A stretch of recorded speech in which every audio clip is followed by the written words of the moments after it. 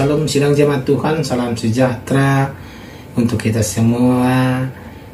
Bersyukur atas kasih Tuhan, bersyukur untuk nafas hidup yang Tuhan berikan, bersyukur juga untuk berkat-berkat Tuhan yang sudah kita rasakan. Mari sidang jemaat Tuhan, kita bersama-sama merenungkan firman Tuhan hari ini, agar kita bertumbuh di dalam Tuhan, karena firman Tuhan memberikan kita pengharapan yang pasti, memberikan kita jalan keselamatan yang pasti, karena firman Tuhan yang hidup dalam kehidupan kita, yang menghidupi kita. Amin. Sebelum kita langsung dalam renungan kita memuji Tuhan dari Kidung Jemaat nomor 453, Yesus kawan yang sejati.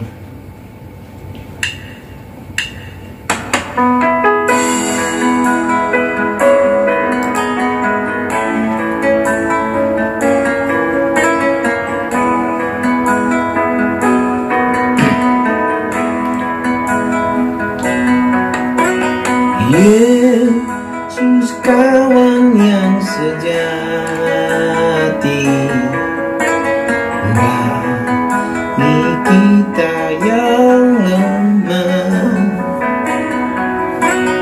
tiap hal boleh dibawa dalam doa padanya.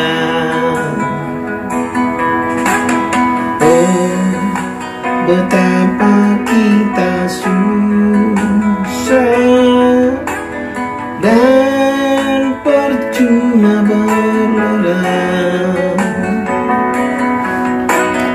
bila kurang pasrah diri dalam doa padanya.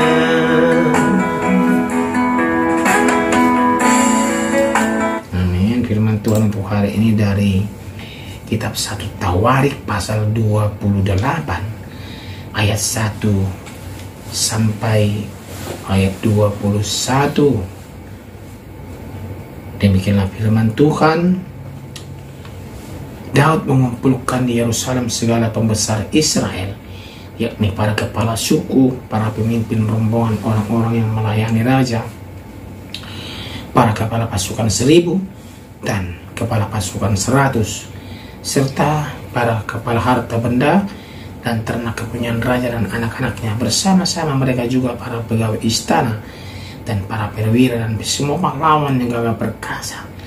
Lalu berdirilah Raja Daud dan berkata, "Dengarlah hai saudara-saudaraku dan bangsaku, aku bermaksud hendak mendirikan rumah perhentian untuk tabut perjanjian Tuhan dan untuk tumpuan kaki Allah kita.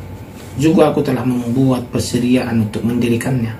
Tetapi Allah telah berfirman kepadaku, engkau tidak akan mendirikan rumah bagi namaku, sebab engkau ini seorang prajurit dan telah menumpahkan darah. Namun Tuhan Allah Israel telah memilih aku dari antara segenap puakku untuk menjadi raja atas Israel selama-lamanya. Sebab ia telah memilih Yehuda menjadi pemimpin, dan puakku dari antara kaum Yehuda dan dari antara anak-anak ayahku. Ia berkenan kepadaku untuk mengangkat aku sebagai raja atas seluruh Israel. Dan dari antara anak-anakku sekalian, sebab banyak anak telah dikaruniakan Tuhan kepadaku, ia telah memilih anakku Salomo untuk duduk di atas tahta pemerintahan Tuhan atas Israel.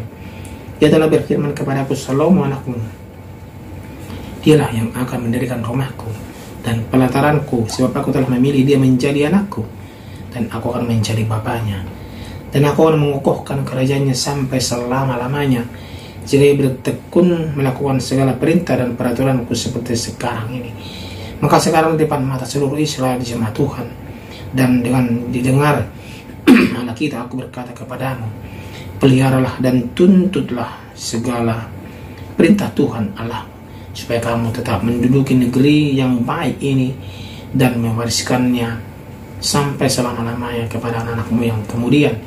Dengan engkau, anakku Salomo, kenallah Allahnya ayahmu dan beribadahlah kepadanya dengan tulus ikhlas dan dengan rela hati, sebab Tuhan menyelidiki segala hati dan mengerti segala niat dan cita-cita.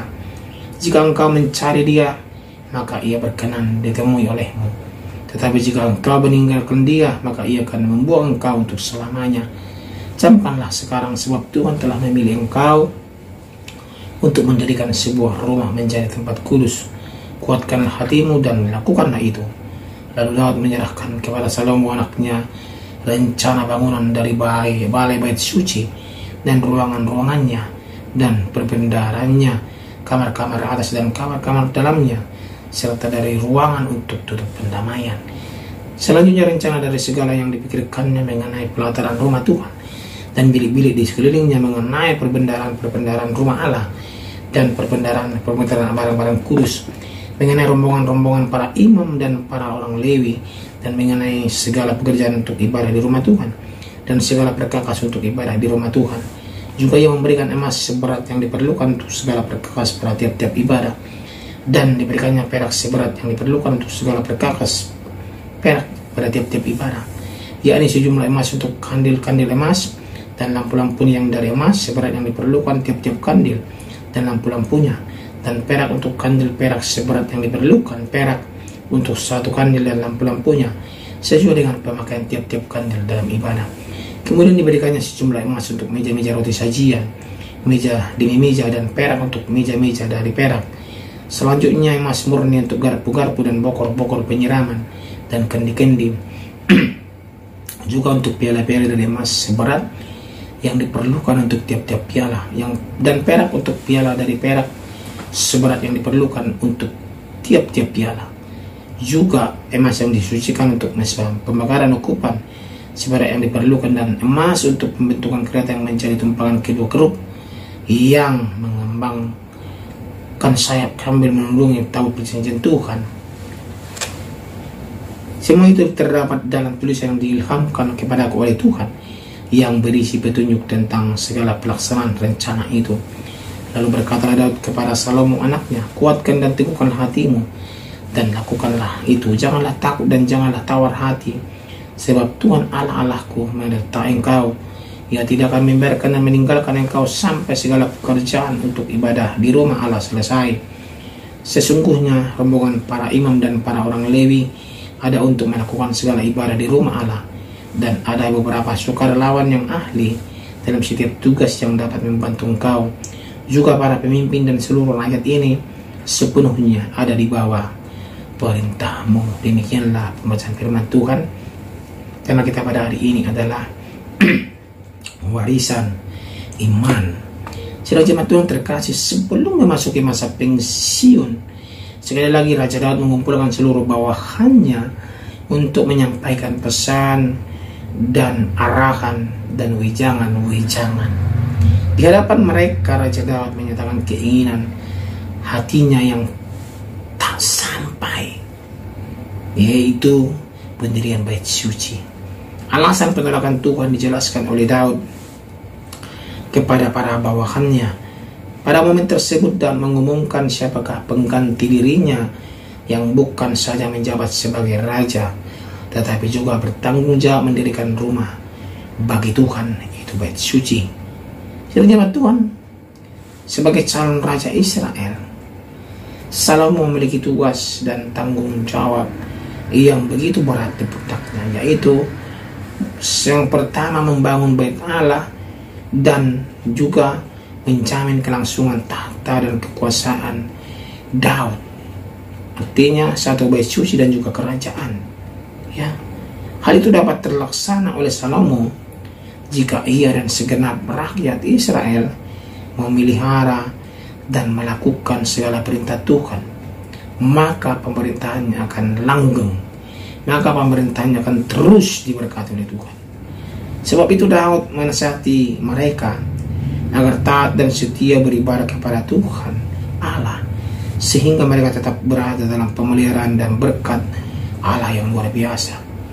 Lalu Raja Daud melakukan serah terima jabatan dan kekuasaan kepada anaknya Salomo, dan juga rancangan bangunan bait suci dan segala materi dan dari emas dan perak yang dibutuhkan untuk segala perkakas bait suci yang akan didirikan nanti.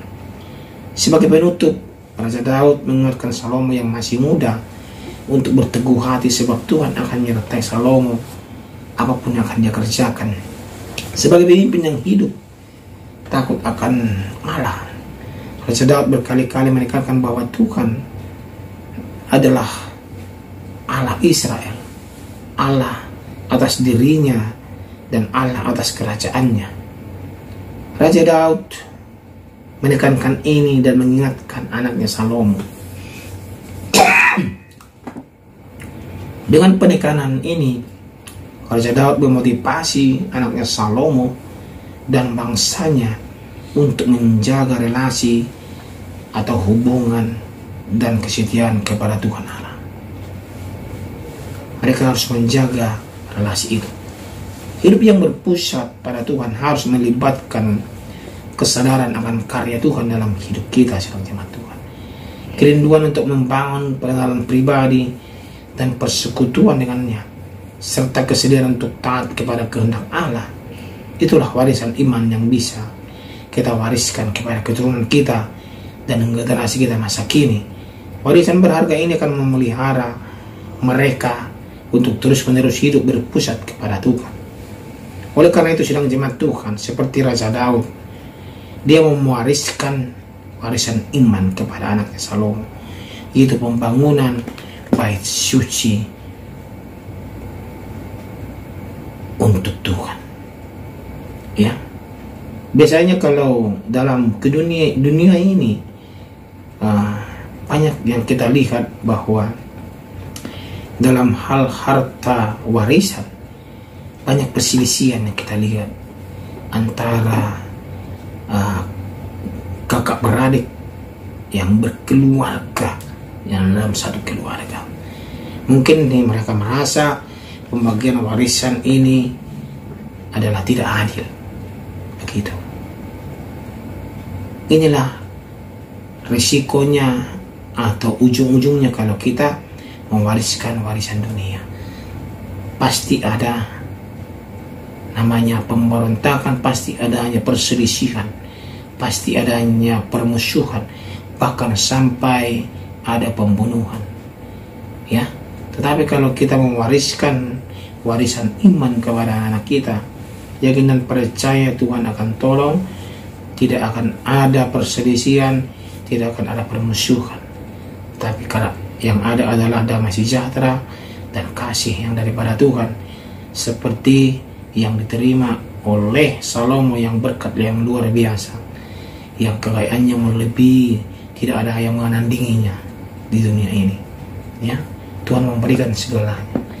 Ya, karena ayahnya sudah mewariskan warisan iman kepada dia. Mari sidang jemaat Tuhan, mulai di saat ini kita mewariskan warisan iman kepada anak-anak kita. Berikan yang terbaik untuk anak kita sesuai kehendak Tuhan. Doakan dia menjadi anak yang takut akan Tuhan, yang benar-benar diberkati oleh Tuhan, dan dia benar-benar menjadi anak yang taat, penyembah yang sejati kepada Tuhan. Ya, saya percaya lewat ini kita belajar bahwa kita memberikan warisan iman kepada anak-anak kita dan keluarga kita. Amin. Kita berdoa, terima kasih ya Tuhan, kami bersyukur kami memiliki warisan iman daripada Tuhan, itu firman Tuhan. Kami yakin percaya kami dapat melakukan sesuai yang Tuhan inginkan untuk kami. Berkati kami ya Tuhan, kuatkan kami untuk dapat melakukan sesuai yang Tuhan inginkan untuk kami. Dan kami pun mau mewariskan warisan iman kepada anak-anak keluarga kami nanti, dan agar mereka juga diberkati di kemudian hari, mereka akan menjadi anak yang takut akan Tuhan dan berbakti kepada Tuhan dan kepada juga orang tua. Dalam nama Tuhan Yesus Kristus kami berdoa. Amin. Yesus kawannya.